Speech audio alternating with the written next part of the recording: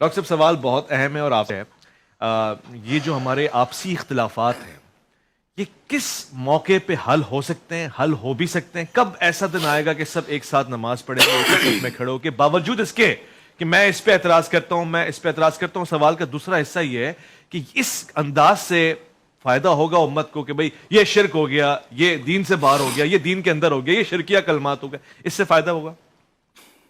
فائدہ تو ضرور ہوگا. سوال یہ ہے کہ ایسا ہوگا کیسے. مثلا جیسے یہ بھی مشہور کیا ہوا ہے کہ اختلاف امتی رحمت. سوال یہ ہے کہ جب وہ ایک چیز ہے ہی رحمت تو اس سے بچنے کی کوششیں کیوں کی جا رہی ہے؟ رحمت سے پیچھا چھڑاؤ گے تو جب ایک چیز کو رحمت بنا دیا گیا تو پھر تو ہر کوئی اختلاف کرے گا، تو ثواب کا کام ہے، جتنا مرضی رحمت حاصل کرو. دوسری بات یہ ہے کہ مسلمانوں کا جو آپس میں اشتراک ہے، اصل میں ہمارا جو آج کے پروگرام کا جو سوال ہے بین المذاہب ہم آہنگی، مجھے اس سے بھی اختلاف نہیں ہے. اصل ہونا چاہیے تھا بین المسالک ہم آہنگی. جو ہمارا آپس میں جو مسلمانوں میں اختلاف ہے، جو قرآن مجید بھی کہتا ہے وَاعْتَصِمُوا بِحَبْلِ اللَّهِ جَمِيعًا وَلَا تَفَرَّقُوا، تو وہ یہود و نصارہ سے ملنے کو نہیں کہتا. اس آیت میں مسلمانوں کو باہم کتاب و سنت کے ساتھ جڑے رہنے اور مضبوط رسی کو تھامے رہنے کی تلقین کرتا ہے. اور قرآن نے خود اس کا حل بتایا. ہم ایک دوسرے کے پیچھے نماز بھی پڑھ سکتے ہیں. کب؟ جب ہم سب کی نماز کا طریقہ ایک ہوگا. ہم ایک دوسرے کی قیادت بھی تسلیم کریں گے. کب؟ جب ہمارا قائد ایک ہوگا. اب وہ اگر میں کہوں کہ جی ہمارے عالم کو، ہمارے فلاں بزرگ کو بڑا بنا لو اور اس کے فتوے پہ عمل شروع کر دو، ظاہر بات ہے ہو سکتا ہے میں راضی ہو جاؤں اور کوئی بھی راضی نہیں ہوگا. اور اگر یہ اپنے کسی بڑے بزرگ کا نام لے لیں، ہو سکتا ہے یہ راضی ہو جائیں اور ہم سب راضی نہ ہوں.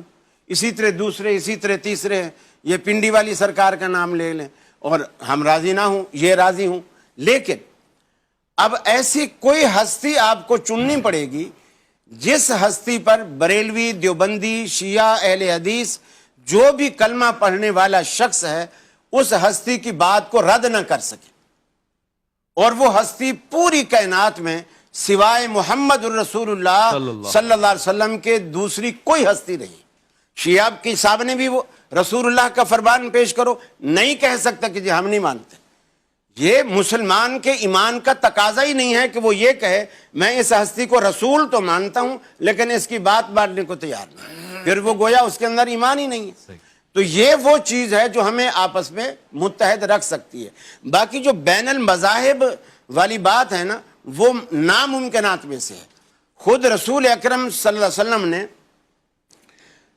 اپنے صحابہ کو، امت کو سبق دی، من تشبہ بقوم فہو منہ، کہ جو کسی بھی قوم کی مشابہت کرے گا وہ انہی میں سے ہوگا.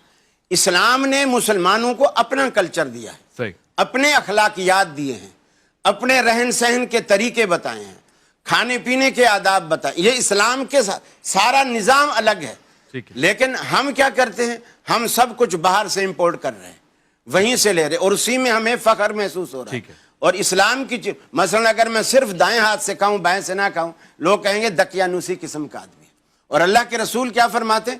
ان الشیطان یاکل بشمالہ ویشرب بشمالہ، شیطان بائیں سے کھاتا ہے اور بائیں سے پیتا ہے. اور ان کو مثلا دائیں سے بسکٹ کھا رہے اور بائیں سے چائے پکڑی ہوئی، بائیں سے چائے پی رہے ہیں اور کوئی اس میں فرق نہیں محسوس کر رہے. نبی کریم صلی اللہ علیہ وسلم کے مزاج میں اللہ نے یہ بات ڈال دی تھی. مثلا قبلہ ایک جو ہمارا پہلا قبلہ تھا جو آج کل یہودیوں کے قبضے میں ہے، اس قبلے کی طرف آپ رخ کر کے نماز پڑھتے تھے. آپ کے مزاج میں یہ تھی کہ یہودیوں کی موافقت کو آپ بالکل پسند نہیں کرتے تھے. اللہ کے آگے للچائی نظروں سے التجا کی، اللہ نے آپ کی لاج رکھ لی اور آپ کی بات مانی اور آپ کا قبلہ تحویل کر دیا، جو جس کو آپ چاہتے تھے وہ. اسی طرح محرم آیا. آپ مکے کے اندر دور جاہلیت میں کفار مکہ بھی روزے رکھتے تھے. 10 محرم وہ روزے رکھتے تھے، عاشورہ محرم کا. اللہ کے رسول نے بھی رکھنا شروع کر دیا. لیکن یہ کوئی صراحت نہیں ملتی کہ کفار مکہ کیوں رکھتے تھے. اللہ کے رسول نے بھی رکھنا شروع کر دیا. جب آپ ہجرت کر کے مدینے چلے گئے تو مدینے گئے تو آپ کو بتایا گیا کہ یا رسول اللہ یہاں تو یہودی بھی رکھتے ہیں 10 محرم کا روزہ.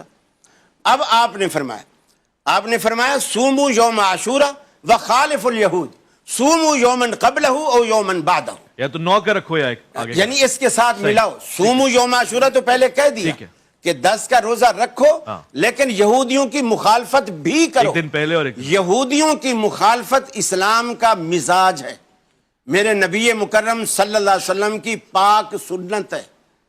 یہ پاک خالف الیہود. ٹھیک ہے. اچھا اسی طرح آپ یہ قرآن کی آیت کے تعالو اس کو کیسے میچ کریں گے؟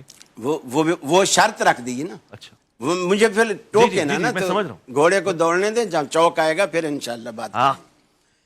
اللہ کے رسول صلی اللہ علیہ وسلم کو پتا چلا کہ یہود داڑھی جب ان کی سفید ہو جاتی ہے تو یہ نہیں رگڑتے، تو آپ نے صحابہ سے کہا کہ غیروا الا السودا، داڑھی کے رنگ کو تبدیل کرو سوائے کالے کے، کالے کے سوا جو رنگ. یعنی آپ کو پسند تھا کہ یہودیوں سے موافقت نہ آئے، اور ہم یہاں پروگرام کرنے بیٹھ جاتے ہیں کہ میں ان کی طرح کیسے بن سکتا ہوں. انہوں نے کبھی سوچا ہے کہ مسلمانوں کی طرح کیسے بن سکتے ہیں؟ ان کی طرح تو کوئی نہیں بننا چاہتا. جب آپ ملائیں گے، ایک بنائیں گے، کریں گے تو ایک ہو بھی نہیں سکتا. اللہ نے جو کہا یا اہل الکتاب تعالوا الی کلمۃ سواء بیننا و بینکم، وہ کلمہ یہود میں آ ہی نہیں سکتا، اس لیے کہ قرآن کہتا ہے قالت الیہود عزیر ابن اللہ وقالت النصارى المسیح ابن اللہ. عیسائی کہتے ہیں عیسیٰ علیہ السلام نعوذ باللہ اللہ کے بیٹے ہیں، یہودی کہتے ہیں عزیر اللہ کا بیٹا ہے، اور قرآن کہتا ہے اس کلمے کی طرف جو ہمیں مشترک ہے. تو اشتراک رہا کدھر؟ پھر یہ آیت کس کے لیے دعوت دے رہی ہے؟ انہی کو دعوت دے رہی ہے، لیکن وہ یہ چھوڑیں گے نا کہ ہم اللہ کا بیٹا نہیں مانتے. پھر تو وہ مسلمان ہو جائیں گے. توحید صرف یہ ماننے سے کہ عزیر اللہ کا بیٹا نہیں تو مسلمان نہیں ہوتا نا بندہ. اور عیسائی عیسائی بھی اگر صرف عیسیٰ علیہ السلام کو اللہ کا بیٹا نہ مانے تو مسلمان نہیں ہوں گے.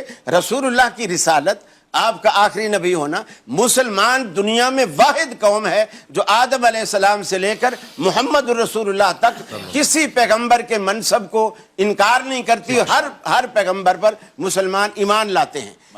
یہ مسلمانوں کا خاصہ ہے. اور دوسری بات یہ ہے کہ جو مسلمانوں کے اندر یہ جانا جاتا ہے نا کہ میاں یہ بہت سارا بغض رکھتے ہیں، دوسروں کے بارے میں ملنا نہیں چاہتے. قرآن کہتا ہے کہ یہودی کہتے ہیں لن يدخل الجنت الا من كان هودا او نصارى، جنت میں صرف 2 ہی قومیں جائیں گی، یا یہودی جائیں گے یا عیسائی جائیں گے. اس سے بڑی دقیانوسی اور کیا ہوگی؟ اور ان کے پاس جنت میں جانے کی سند ہی کیا ہے؟ وجہ فرمایا.